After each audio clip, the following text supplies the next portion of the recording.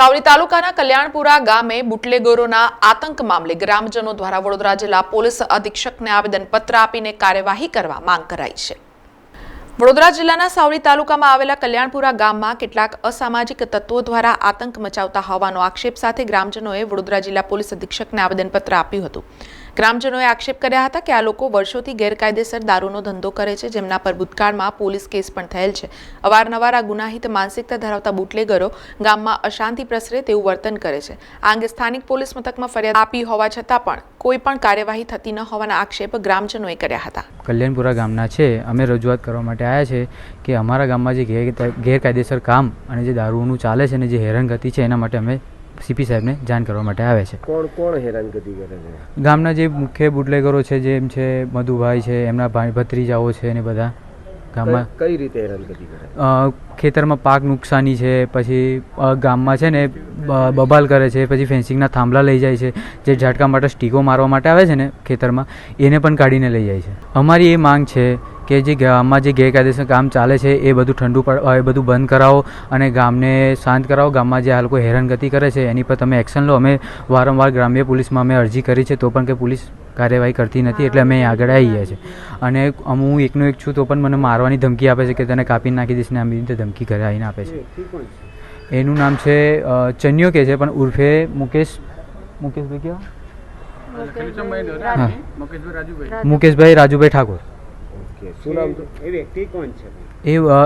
એ પોતે છે ને દારૂનો ધંધો કરે છે ને દેશી દારૂની ભઠ્ઠી ચલાવે છે। એ કલ્યાણપુરા ગામના જ છે।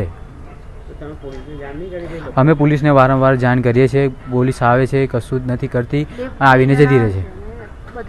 દક્ષા ઠાકોર અને તેમના પુત્રના જણાવ્યા મુજબ બુટલેગરો લોકો સાથે દાદાગીરી કરીને માર મારે છે અને અમને જાનથી મારી નાખવાની ધમકી પણ આપી હોવાના આક્ષેપો કર્યા છે, જે અંગે સ્થાનિક પોલીસમાં ફરિયાદ નોંધાવવા છતાંય કોઈ કાર્યવાહી ન કરાતી હોવાથી જિલ્લા પોલીસ અધિક્ષકને આવેદન આપવાની ફરજ પડી હોવાનું પણ તેઓએ જણાવ્યું હતું।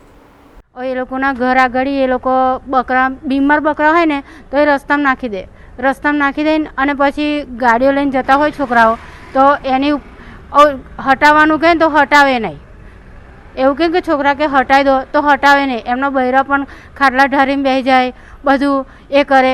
અડ્યું નહીં બકરું અને બકરી બીમાર હતી તો એમને છે ને મારા ઘરે આવીને મને ઘરમાં આવીને લાફો મારી લીધો અને મારી સાડી ખેંચીને તો મેં મારા છોકરાને ફોન કર્યો, ઘરમાં કોઈ હતું નહીં તો એ લોકોએ એમને એવું કીધું કે તારા છોકરાએ આમ કર્યું। પાછું સરપંચનો ફોન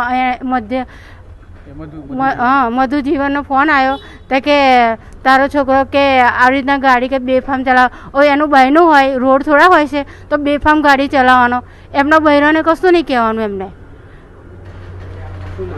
હા, પાછો મારા છોકરાને એ રાજુભાઈ એ ખરો ને ચન્યો તો એ તો એવું કહે છે કે તારા છોકરાને કાપીને નાખી દઈશ, મને એવું કહે છે। વારંવાર પોલીસને અમે કહીએ ને તો બે પોલીસવાળા આવે અને એમનું ઘર તપાસીને જતા રહે। પોલીસવાળા હોય ને આ ધંધા તો ચાલુ જ છે, રાતે હોય ટોરે થઈને બેસી રહે એ લોકો।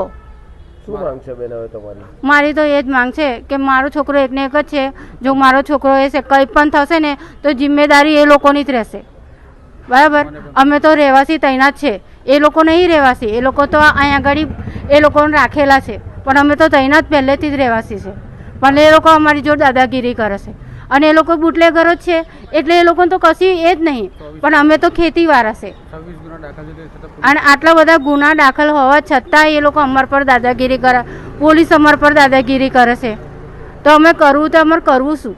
એટલે અમે કમિશનર એમને મળવા આવ્યા, કમિશનરને કે અમને કહેવા આવ્યા કે અમારું કંઈ એ લાવો, નિવારણ લાવો કે અમને આ લોકો હેરાન કરે છે અને કાલ ઉઠીને મારા એકને એક છોકરાને કશું થઈ જશે તો એની જિમ્મેદારી કોણ લેશે?